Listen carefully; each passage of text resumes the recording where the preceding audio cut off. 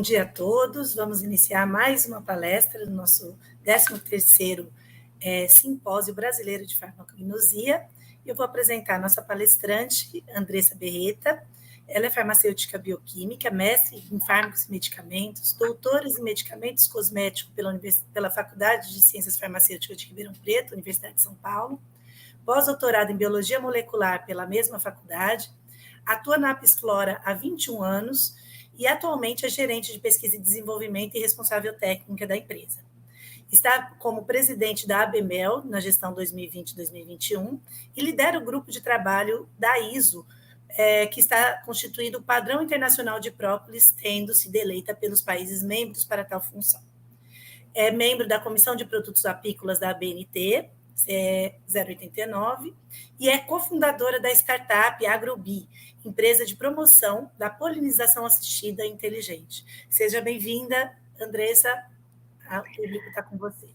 Obrigada, Ju, muito obrigada pelo convite, parabenizo já pelo evento e pela oportunidade de estar aqui podendo compartilhar um pouquinho da experiência que nós temos tido aqui na indústria, com a parte de ciência, né, pesquisa, desenvolvimento e inovação na indústria.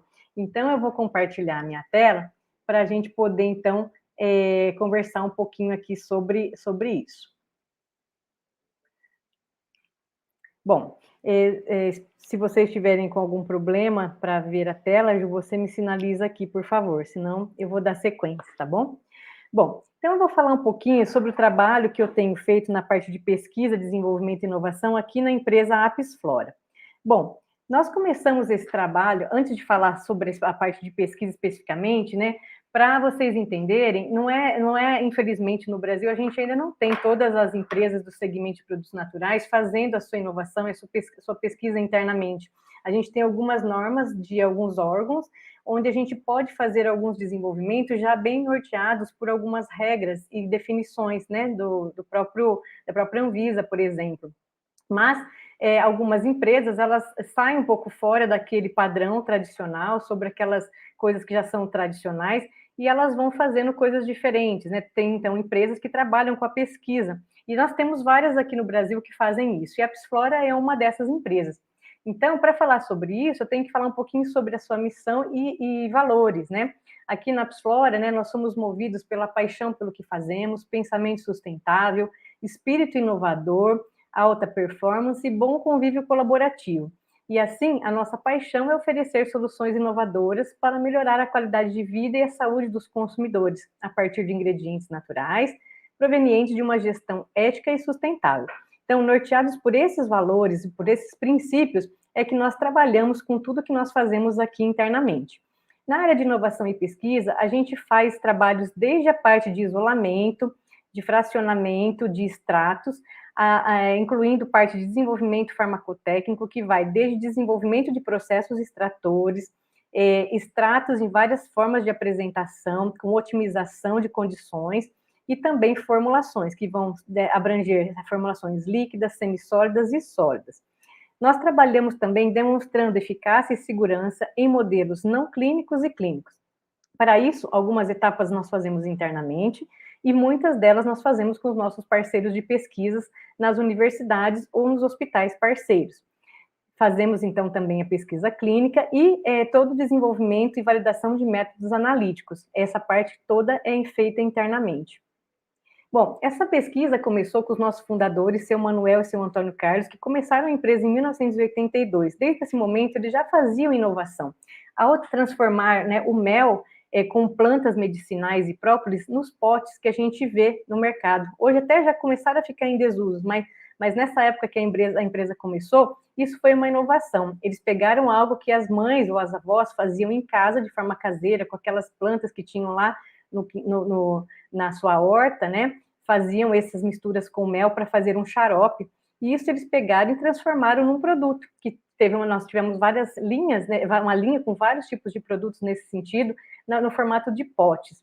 E também as formulações na forma de sprays também foram uma inovação da Apsflora. Então, a inovação, ela abrange várias coisas, desde uma forma de uso diferente, uma mistura não convencional, uma forma de apresentação inédita, tudo isso faz com que um produto seja inovador. Então, tem várias formas da gente ver a inovação. E transformar aqueles méis que eram vendidos em garrafas na beira de estrada em produtos na forma de bisnagas, de potes, também foi uma forma de inovar nesse cenário. A Apsflora foi uma das empresas pioneiras nesse setor. E a Edna Farmacêutica, que foi responsável por muitos anos, também liderou essa parte de inovação ao firmar convênios entre a Apsflora e a USP. Depois eu entrei na empresa e junto com ela trabalhamos por muitos anos e até que depois ela passou essa função para mim, na responsabilidade técnica. Bom, nós fazemos pesquisa, não só aqui internamente, como eu disse, mas junto com várias universidades. Temos vínculo com várias unidades da Unesp, da USP, da Unicamp, da Fiocruz e muitas universidades federais, tá? Como a Universidade Federal de Brasília, Federal do Maranhão, Federal em Pernambuco, né? Então, e várias outras também. Nós temos feito pesquisa não só com recursos próprios, mas também com agências de fomento, como o CNPq, via projetos RAI, por muitos anos nós tivemos esse apoio, através de projetos da FAPESP, como o programa PIP, e através da FINEP, através de vários editais, principalmente os de subvenção econômica. Bom, atualmente a Apsflora já tem mais de 130 estudos publicados, já estamos com vários pedidos de patente submetidos e várias já concedidas, mais de 400 pesquisadores envolvidos e mais de 10 estudos clínicos que já foram também conduzidos por nós. Atualmente, né, nós estamos presentes em mais de 40 países, temos mais de 37 anos de existência, somos considerados a primeira empresa de própolis no Brasil pela IQVIA, que é uma auditoria importante, né, para isso, e que nos coloca em uma posição muito privilegiada no mercado nacional para o segmento de própolis. Temos mais de 15 certificações e 3 unidades de produção. Bom, falando então agora um pouquinho sobre a parte de inovação, né? Quando eu entrei aqui na Apsflora, nós tínhamos um laboratório de controle de qualidade físico-químico e um de microbiológico. Então, a Apsflora foi uma das empresas, né, dos entrepostos que trabalham com produtos apícolas, pioneiras em ter essas condições laboratoriais para fazer todo o controle de qualidade exigido pelo Ministério da Agricultura e vai muito além disso. Muitos entrepostos sequer têm esse tipo de controle mínimo. Então, quando eu entrei aqui, lá em 99, eu já me deparei com essa estrutura sendo realizada para todos os lotes de produtos, tanto matérias-primas, produtos em processos, quanto produtos terminados. E aí, quando eu comecei o meu estágio aqui, era para ser um estágio de 1 mês, para aprender como é que era a dinâmica do controle de qualidade, mas isso acabou aí já com 21 anos, né? Nós começamos daí, a partir de então, um trabalho para implementação de métodos de controle de qualidade para as plantas que a gente recebia, os extratos, e também começamos a fazer desenvolvimento de novos produtos. E o primeiro que nós trabalhamos foi um produto para cicatrização, que foi objeto do meu mestrado e doutorado. Esse produto, né, eu comecei, então, fazendo uma parte de padronização do extrato, tanto da padronização química dele, metodológica também, desenvolvemos e validamos o método, e também começamos aí a estudar e desenvolver o produto em si, que é um gel, né, e esse gel nós estudamos em vários modelos. E primeiro, então, foi o meu produto, o gel termorreversível, né, que foi, na verdade, esse produto que foi aqui feito junto com a professora Juliana Maldonato Marchetti, onde eu desenvolvi, então, o extrato e o gel termorreversível. Esse gel, ele é líquido quando ele está a baixas temperaturas, e ele gelifica com a temperatura corporal, in situ, e nós estudamos esse produto, tanto caracterizando ele do ponto de vista farmacotécnico e analítico, e também quanto à segurança e eficácia em modelos in vitro. E depois, no meu doutorado, nós trabalhamos na cirurgia plástica aqui da unidade de queimados, sob a orientação do Dr. Werther Marquesan. Esse produto, né, esse projeto foi um projeto aí de 6 anos, 2 anos de mestrado e 4 de doutorado, e que culminou aí com pedido de patente para a USP, e que a reitora, na época, Sueli Vilela, nos agraciou com um ofício parabenizando pelo trabalho inovador, inédito e pela patente que foi gerada pela USP. Posteriormente a isso, nós fizemos um projeto que foi feito com a Unesp, onde foi feito um estudo com biomembranas obtidas de Acetobacter xilino. Essas biomembranas esse trabalho, né, esse projeto foi liderado pelo professor Hernani Barudi. Ele começou e me propôs isso depois de ter visto a matéria na revista da FAPESP sobre o meu projeto de queimaduras, e ele veio com essa proposta da membrana que ele trabalhava lá, com uma possibilidade de ser um biocurativo, né, com a presença de própolis. E aí, então, nós iniciamos uma parceria bem duradoura e bem longa, com esse trabalho de obter as biomembranas, padronizar, fazer a inclusão de formulações à base de própolis. Muitos testes foram feitos com extratos, com microemulsões, com misturas de extratos com óleos essenciais, para que a gente atingisse os objetivos que é o ser curativo que fosse capaz de ter uma atividade de amplo espectro, atividade antimicrobiana de amplo espectro, anti-inflamatória e cicatrizante. E esse projeto, ele teve um apoio do programa PIP, aqui da FAPESP, fase 1 e fase 2. Além disso, depois a gente teve um projeto com a FINEP, que usou a mesma base de membrana, formulações semelhantes à que a gente estava utilizando, com a mesma base farmacotécnica, porém com outros ativos e misturas, visando aí uma atividade anti-acne. Esse projeto ainda está em andamento, então a gente ainda tem mais algumas etapas para concluir aqui.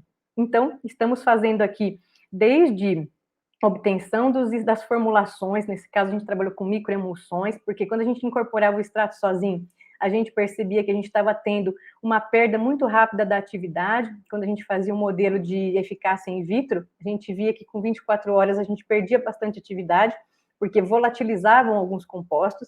Então, nós passamos a trabalhar com microemulsões, onde a gente tem um sistema mais estável, capaz de reter esses óleos voláteis ativos, esses compostos ativos voláteis nessa microemulsão, e esse efeito fica mais duradouro e mais eficiente.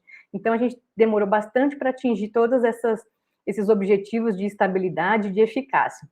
E chegamos até num projeto clínico que foi feito com o professor Marco Andrei, aqui na Faculdade de Medicina, um dermatologista, na USP de Ribeirão Preto, em úlceras venosas, né? Esse biocurativo foi aplicado com muito sucesso, com resultados muito interessantes. Então, aqui o time que trabalhou nesse projeto, professor Marco Andrei, professor Hernani, e aqui um time aqui da Apsfora, junto com o professor David da USP de Ribeirão Preto. Bom, desde esse começo, de quando eu comecei a trabalhar no meu mestrado, né, com o extrato de própolis, com a padronização, nós então trabalhamos com essa padronização que gerou um pedido de patente de uma composição padronizada, lote a lote, que nós denominamos de própolis EPPAF. Isso gerou para a gente um pedido de patente que já foi, inclusive, concedido. A própolis é um produto obtido pelas abelhas de várias fontes botânicas, né? E o Brasil é um país muito biodiverso. E conforme a biodiversidade e as abelhas coletam esses exudatos das plantas para produzir a própolis, nós teremos composições infinitas de própolis, baseado na flora local. Pensando nisso e nesses desafios, quando eu entrei na Apsfora, os nossos fundadores já tinham uma experiência aí de 20 anos com isso, nós trabalhamos nessa padronização, nessa formulação que definiu proporções de própolis de vários lugares do Brasil, e nós marcamos isso através de um controle na entrada de alguns marcadores, então nós definimos quais compostos e limites do processo, e a gente garante no final esses compostos e algumas faixas desses componentes para que a gente tenha essa reprodutibilidade, mas não só do ponto de vista químico, mas também biológico. Então, a gente tem aqui uma reprodutibilidade que é medida através de HPLC, de cromatografia em camada delgada, mostrando que nós temos reprodutibilidade desses componentes do ponto de vista qualitativo e quantitativo, mas também biológico. A gente faz todo o lote uma atividade antimicrobiana para Staphylococcus aureus. Esse é o nosso marcador biológico de atividade. E aí, a partir de ter essa composição, que é sempre extraída com álcool, uma solução hidroalcoólica, nós tivemos vários derivados que vieram com passos adicionais a partir dessa extração hidroalcoólica que nós definimos como a mais eficiente. Nós fizemos estudos de solventes e processos, condições, temperatura, agitação, uma série de outras coisas, até que a gente definiu essa melhor condição extratora. E a partir daí, a gente teve passos adicionais de tecnologia para termos o extrato alcoólico, aquoso, micropartículas matriciais, extrato seco hidrossolúvel, além da gente ter como controle o extrato alcoólico liofilizado, que é o que a gente usa como marcador para todos os testes de eficácia e segurança. Destes insumos todos, a gente vende esses insumos para o mercado nacional e também para o mercado internacional. Nós tivemos aqui várias dessas tecnologias apoiadas pelos projetos que eu falei anteriormente do CNPq e da FAPESP. E aí a gente tem aqui várias apresentações que vêm dessas tecnologias, né? E aqui nós temos o Propomax, que é um produto que foi possível o ano passado a gente fazer um estudo clínico com ele, graças a todo o arcabouço de segurança e eficácia que a gente já tinha estabelecido anteriormente ao longo desses 20 anos de pesquisa. Bom, nós desenvolvemos então microcápsulas aqui, essas microcápsulas, elas têm condição de oferecer maior estabilidade, um sistema de liberação ao longo do tempo, a gente mascara odor, sabor e dá mais estabilidade para esses componentes ativos. E aqui, quando a gente obtém um extrato mais concentrado, com o dobro de concentração do que a gente consegue ter aqui nas microcápsulas, oferecendo aqui um extrato de 70%, 80%, a gente trabalhou com outra tecnologia de modo a ter extratos hidrossolúveis, que são muito vendidos principalmente para mercado asiático, né? Que eles gostam muito de esses extratos mais concentrados para algumas atividades. E a gente estudou para todos eles atividade antimicrobiana para vários micro-organismos gram-positivos, gram-negativos, e embora a gente não tenha resultados idênticos, e com produtos naturais a gente nunca vai falar em ter resultados idênticos, mas resultados semelhantes estatisticamente, para alguns micro-organismos a gente conseguiu ter a mesma faixa de atividade, para outros não foi a mesma eficácia, mas de modo geral a gente consegue ter um bom espectro de atividade antimicrobiana para todos os casos, para todas as apresentações. E também fizemos atividade antioxidante, mostrando também que, embora a gente tenha aqui uma variação, né, para cada apresentação, na análise estatística elas ficam com um comportamento bem semelhante, mostrando que, apesar de serem apresentações e tecnologias diferentes, a gente está mantendo a mesma eficácia que a gente tem para o extrato alcoólico original. Nós temos também atividade anti-inflamatória em modelos in vitro, que foi também feita, não só antimicrobiana, mas também anti-inflamatória, mostrando que a gente tem um comportamento semelhante para todos os casos. Aqui, a letra A, B, C, D, E e F são correspondentes a cada uma daquelas apresentações, alcoólico, aquoso, microcápsulas, os dois extratos concentrados e liofilizado. Todas na mesma faixa de concentração, vai demonstrando aqui um comportamento dose-resposta semelhante. Nunca serão idênticos, mas sim semelhantes. Nós não só medimos naquele tipo de formato de medida, né, que aqui foi medindo a interleucina 6, mas também medimos aqui através de um modelo de inflamassoma, onde a gente mede o marcador interleucina 1-beta, que é um marcador muito importante, que mostra para a gente que os extratos de própolis da psiflora também têm condição de ter um efeito para algumas patologias que envolvem essa via de inflamação, como reumatismo, artrite reumatoide, por exemplo, dentre outras. Mas, não só com esse modelo, a gente fez também modelo de edema de pata e muitos outros. E para todos os marcadores de inflamação, como TNF-alfa, interleucina 6, a gente tem uma redução delas quando a gente trata com a própolis EPPAF, mostrando essa ação anti-inflamatória. Nós temos um aumento da IL-1, da IL-10, que é uma citocina reguladora, né, que a gente pode considerar como uma citocina anti-inflamatória. Isso aqui é positivo, mostrando esse efeito benéfico. E a gente tem também aqui outros marcadores mostrando aí o benefício desses testes. A gente fez aqui tudo com culturas de macrófagos, né, estimulados, mostrando aí o efeito imunorregulador e anti-inflamatório. Para esses modelos, que foram vários que a gente testou, a gente teve a participação do Dr. Marcelo Silveira, da Juliana Issa e da professora, eles são da USP de São Paulo, da USP de Ribeirão e da professora Flávia, que é lá da UFMA, na Universidade Federal. Mas não só em modelo in vitro nós testamos tudo isso, e também testamos em estudo clínico. Esses resultados aqui de atividade antioxidante foram resultados bem impactantes, inéditos, principalmente do ponto de vista desse marcador 8-OHDG, que é um marcador de dano oxidativo no DNA, mostrando pela primeira vez que a própolis tem capacidade de proteger, né, de mostrar ação antioxidante nesse nível, e nos outros aqui, que são marcadores mais comuns de atividade antioxidante. Esse estudo foi conduzido pelo professor Eduardo Barbosa, aqui da USP de Ribeirão Preto. Também foi um resultado realmente muito impressionante. E outros marcadores aqui, né, mostrando glutationa e outros marcadores. E tem muitos outros dados, né, aqui eu pincelei alguns para mostrar um pouquinho do que a gente tem feito, né, mas não só a eficácia nos norteia, né, como base em estudos de modelos, desde cultura de células até estudo clínico, mas também a segurança. E nós mostramos que todas as apresentações que a gente trabalha mostraram-se bastante seguras, inclusive sendo reprodutivas para todas essas apresentações.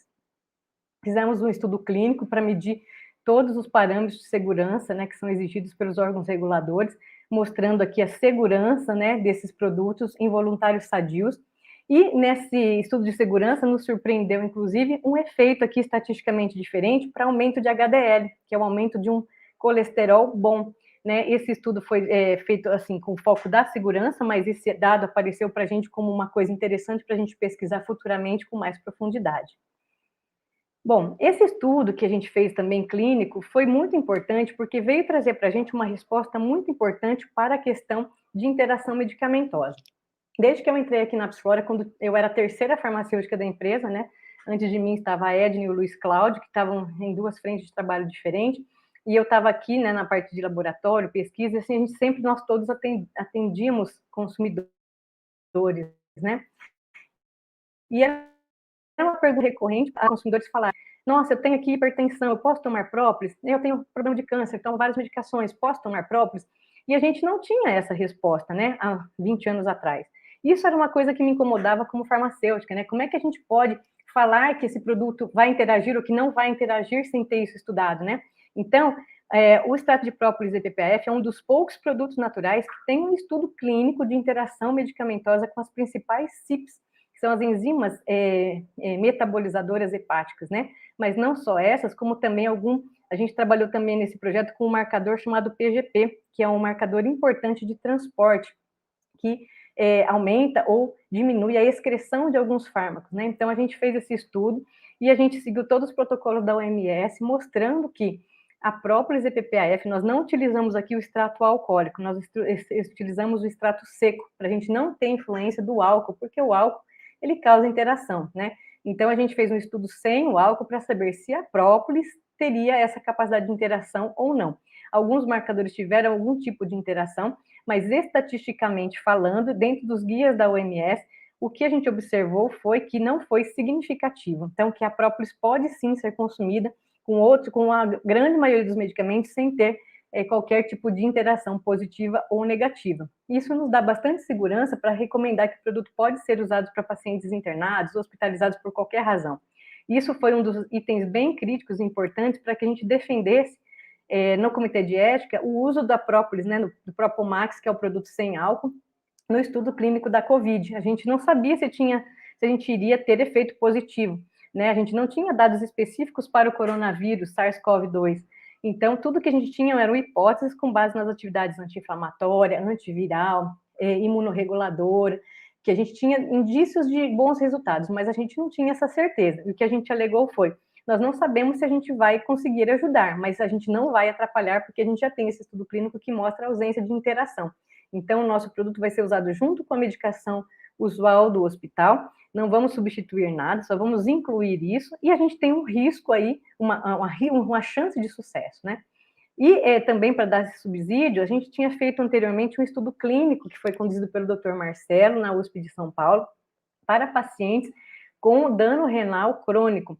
Esse estudo foi muito interessante, foi um estudo, acho que é o estudo que eu conheço da literatura mais longo de pesquisa clínica, foi um estudo de 12 meses, com uma dose de 500 miligramas de própolis por dia, equivalente a 4 cápsulas do Propomax, onde a gente tem aqui um marcador de dano renal chamado de proteinúria.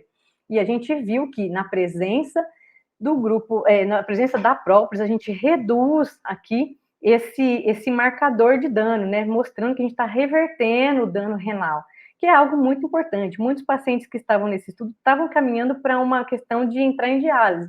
Então, quando a gente tem esse resultado já aparecendo aqui com 2 meses, né, começando a se distanciar aqui do grupo controle, e a gente vê aqui a partir de 6 meses uma diferença estatística importante, a gente vê realmente um grande benefício do produto aqui sendo utilizado de forma crônica, seguro e mostrando um efeito impactante.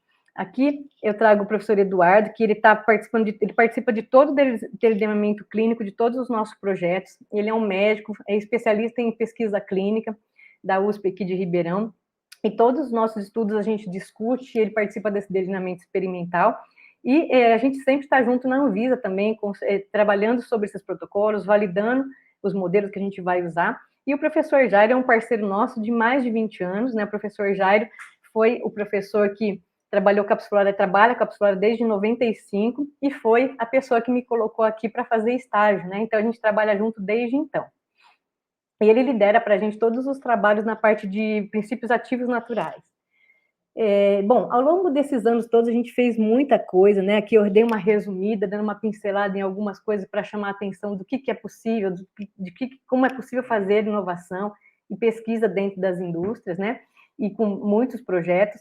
e muitos apoios financeiros, mas uma coisa que deu uma grande alegria para nós foi quando a Folha de São Paulo publicou essa matéria aqui, que foi feita pela FAPESP, né? Lá na FAPESP, o diretor científico fez um estudo, né, o Dr. Brito Cruz, avaliando as publicações originárias de interação universidade-indústria. E não só apoios financeiros, mas sim parcerias de pesquisa. E ele colocou aqui nessa matéria que chamou atenção uma empresa nacional, né, uma pequena empresa de Ribeirão Preto, que é a Apsflora, né, que figurou em 23º lugar com 26 estudos feitos com universidades. Isso aqui foi numa determinada janela de tempo, né? A gente já tem muito mais do que isso, mas nessa janela de tempo que foi avaliada e que foi feita essa medição, nós figuramos aqui em 23º lugar, estando aí à frente de grandes empresas farmacêuticas, né, como a Sanofi, por exemplo, e outras como a Microsoft, e entre outras várias, né? Isso para a gente foi um motivo de grande alegria e grande reconhecimento, porque não é qualquer empresa que está numa posição dessa, né, de fazer pesquisa e publicação com as universidades. E a gente também, a FAPESP teve um programa que começou em 2015, desculpa, onde ela começou a selecionar empreendedores do programa PIP para fazerem treinamento em Londres, né? Foi uma parceria da Royal Academy com a FAPESP, suportadas pelo Newton Founding. E nesse primeiro programa, foram selecionados 12 empreendedores para fazer esse treinamento lá. E eu fui uma dessas empreendedoras selecionadas, e lá a gente ficou por um treinamento, né, de 2 semanas. Ao término desse treinamento, a gente tinha que apresentar o nosso projeto para uma banca de muitos avaliadores, onde então nós fomos pontuados e premiados. E eu peguei a 2ª colocação aqui, apresentando um projeto de própolis da Apsflora, né? Foi uma coisa bastante feliz, bastante gratificante. Aqui nessa foto, foi uma foto de uma matéria que a FAPESP publicou sobre os projetos da Apsflora. A gente teve vários projetos PIP, né, sendo um da Franciane, da Juliana, do Hernani, meu e da Andresa Piacese. Todos nós tivemos projetos com apoio da FAPESP. Bom, fora isso, a gente tem uma parceria lá com a Fiocruz, onde a gente trabalha com um projeto de leishmaniose. A gente já gerou 2 publicações sobre isso, mostrando aqui um estudo comparativo de várias apresentações de própolis, mostrando aqui o efeito anti-leishmania. E agora nós estamos fazendo uma parte de estudos mais ligados a mecanismo de ação disso, mas não só com a própolis, a gente também trabalhou com uma planta da biodiversidade brasileira, que é chamada de louro de cheiro, que tem como nome científico Ocotea duque. Esse projeto, né, ele veio de um professor, ele já tinha esse trabalho andando lá, o professor José Maria Barbosa, e a Fábia, que foi uma bolsista nossa durante um período, propôs esse projeto e a gente deu continuidade na parte de tecnologia, gerando a partir do conhecimento que o professor Barbosa já estava estabelecendo do ponto de vista de compostos, né, de marcadores ativos e fração, né, então a partir da fração que ele já tinha identificado com os marcadores ativos, a gente trabalhou na obtenção de nanopartículas lipídicas com liberação alvo-dirigida, né? Então, a leishmaniose é uma doença que ela ataca os macrófagos. Então, nós trabalhamos com esses ativos dessa fração lignoide e nós desenvolvemos, então, esse sistema na forma de nanopartícula lipídica sólida. Por quê? Porque os macrófagos fagocitam essas partículas lipídicas sólidas, levando, então, para nós o fármaco no local onde os parasitas estão concentrados, então aumentando a chance aqui de eficácia desse sistema. E esse produto também nos concedeu aqui um pedido de patente que está em análise. A gente já gerou as publicações disso.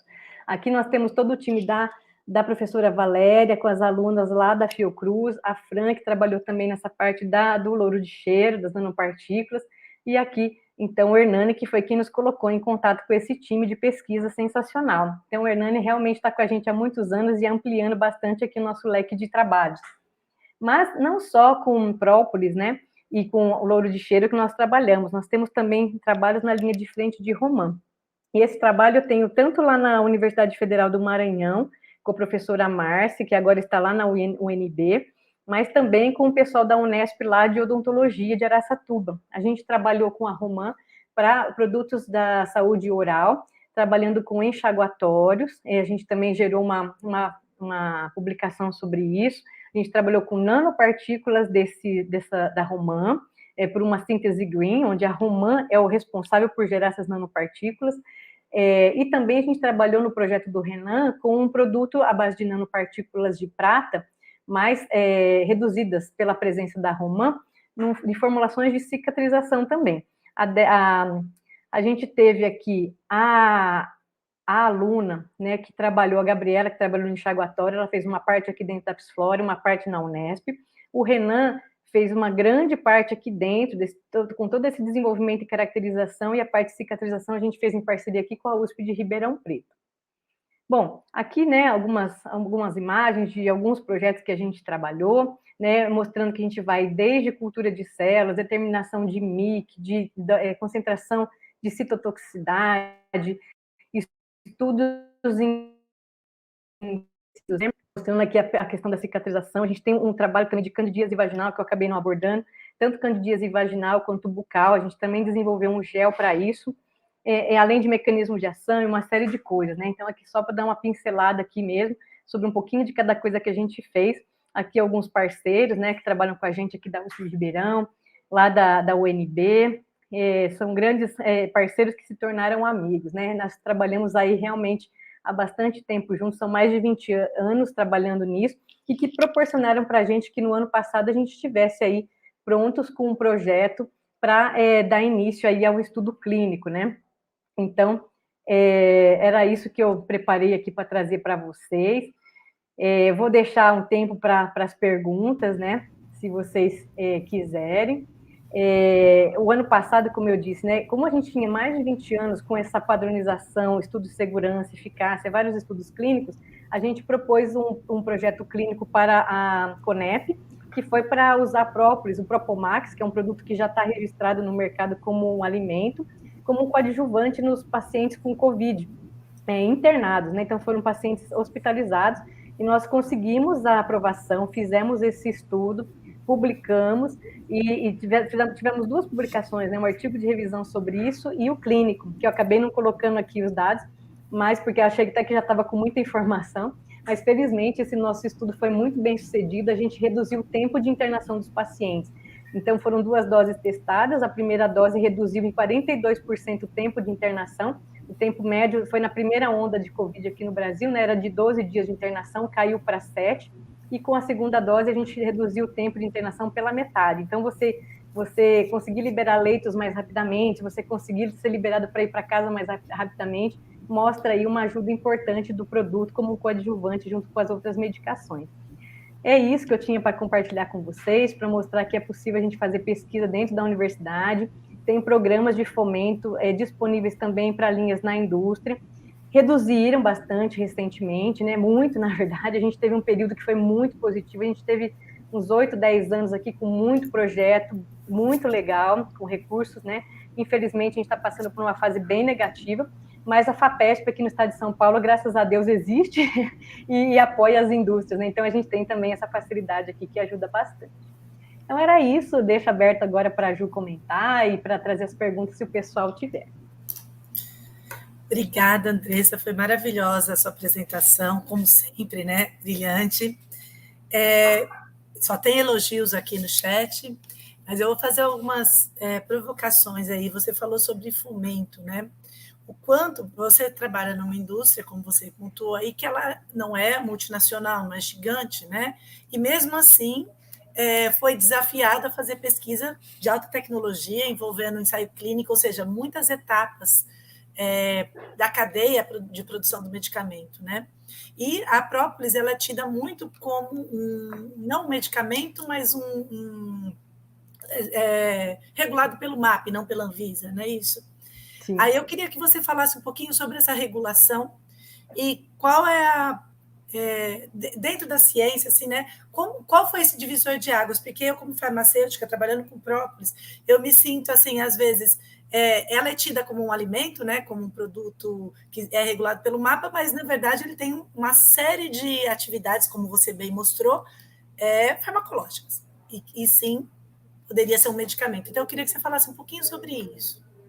Bom, realmente, né, hoje no Brasil, a gente tem esse produto regulado pelo Ministério da Agricultura como um alimento, mas já existe a possibilidade de registro dele como um suplemento alimentar, e essa norma é relativamente nova, tá? Foi publicada em 2018 e facilitou muito, tanto que hoje a gente vê um número bem maior de produtos à base de próprios no mercado encapsuladas, inclusive expressando na sua rotulagem imunidade, né, alguma coisa assim, porque depois de anos e anos lutando lá com a Anvisa, a gente conseguiu que ela reconhecesse a própolis como um suplemento alimentar, como uma fonte de polifenóis, né?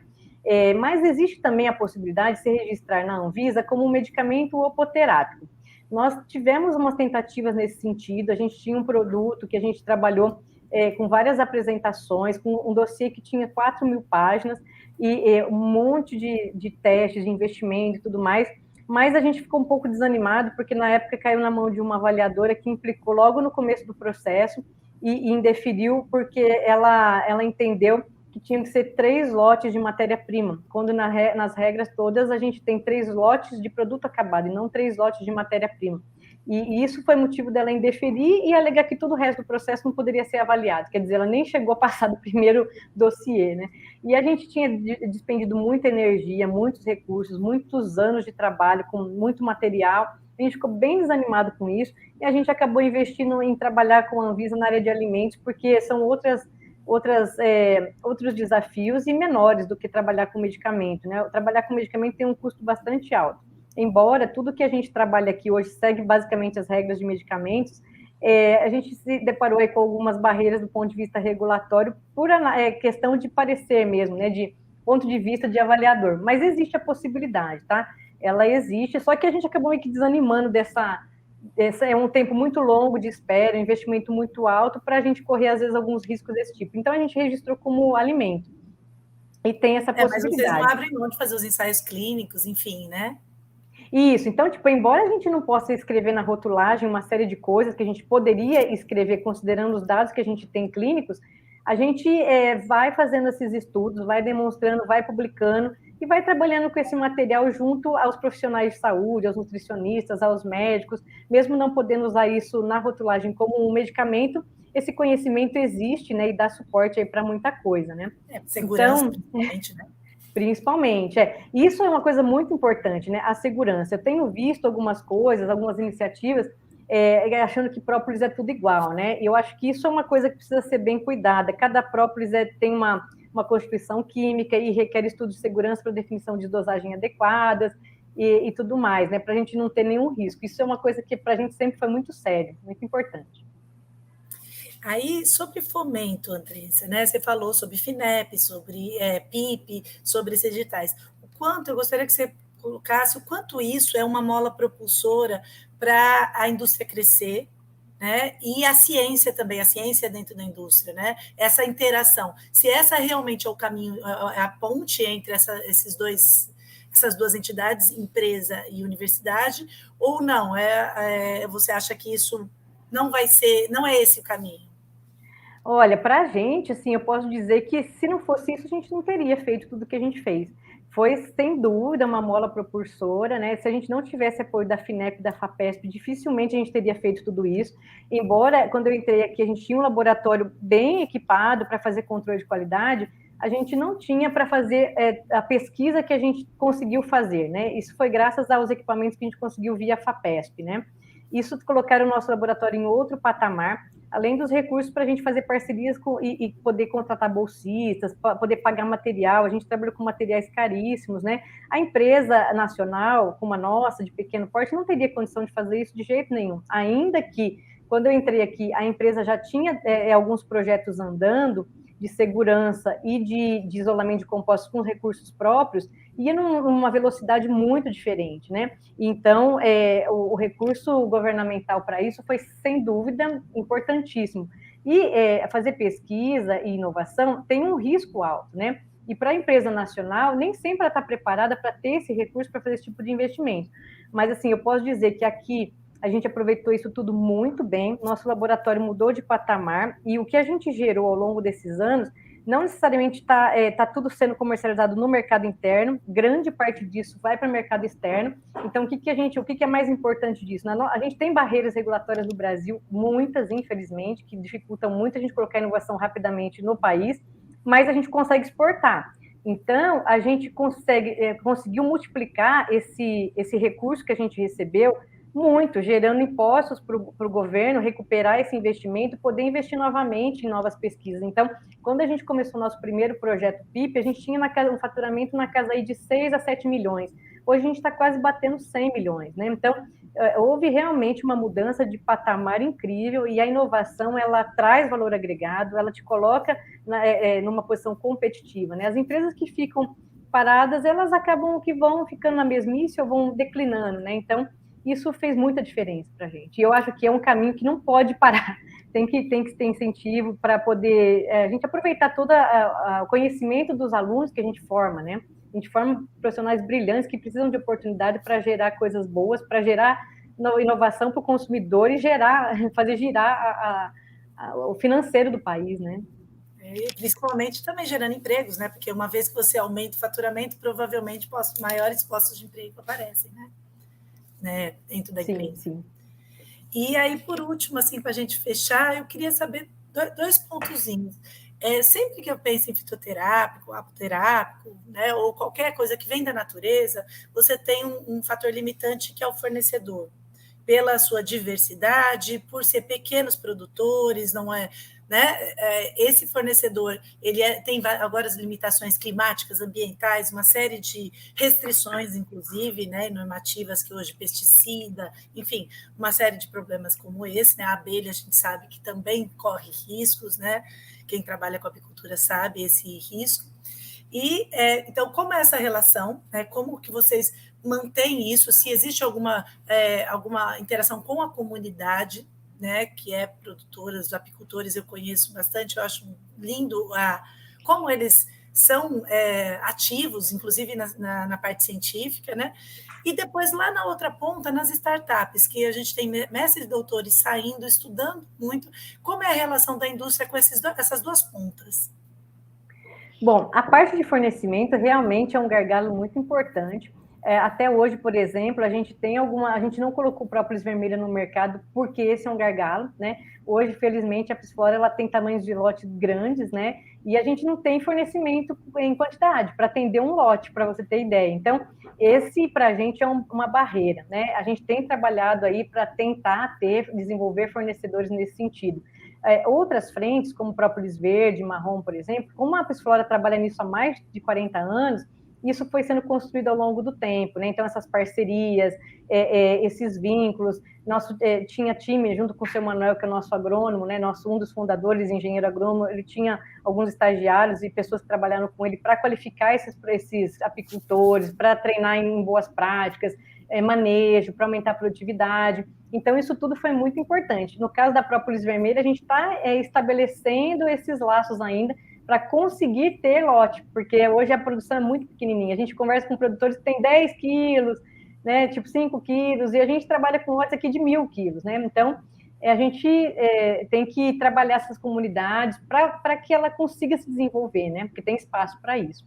E você fez outra pergunta, como ligar com o pessoal de então, você tem o fornecedor e lá no final, os mestres e doutores, como que é essa interação com